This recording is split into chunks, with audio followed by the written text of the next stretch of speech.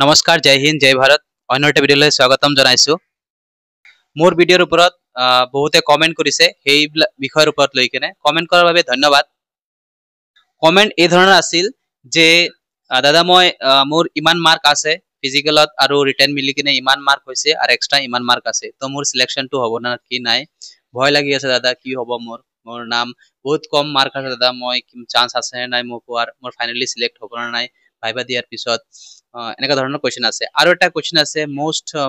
বহুত মানুহে কৈছে যে ভাইবাত পাস আছে না ফেল ফেল হয় নেকি এইটোৱে কোৱেশ্চন যে ভাইবাত কি ফেল হয় নেকি এই ধৰণৰ কোৱেশ্চন আছে এনসাৰটো এইটোৱে যে ভাইবাত কোনো ধৰণৰ ফেল নহয় তাতে মাৰ্ক দিয়া হ'ব আৰু আপোনালোকৰ 5 মাৰ্ক আছে তাতে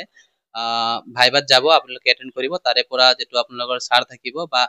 যিয়ে ল'ব এক্সামিনাৰটো তাতে আপোনালোকৰ নাম্বাৰ মাৰ্ক এটা দিব যে 5 মাৰ্কৰ ভিতৰত আপোনাক কিমান দিব পাৰি আপোনাৰ ইন্টাৰভিউটো চাই কিনে হিচাপত মাৰ্কটো দিয়া হ'ব নেক্সট হৈ গ'ল কোৱেশ্চন মোৰ চান্সেছ আছে কি নাই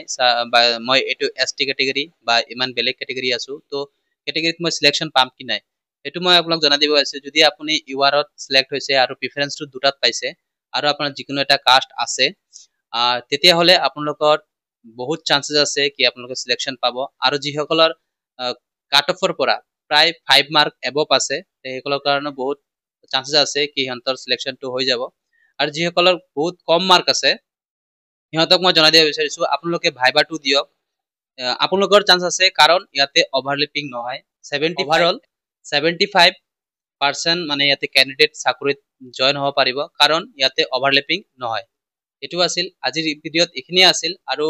ইমান টেনচন কৰিব নালাগে ভাইবাটো ইজিলি দিয়ক আৰু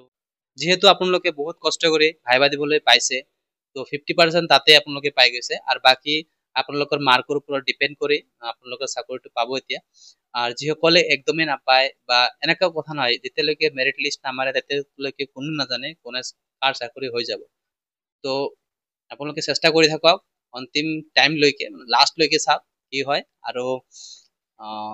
মোৰ ফালৰ পৰা শুভেচ্ছা থাকিল best of luck thank you জয় হিন্দ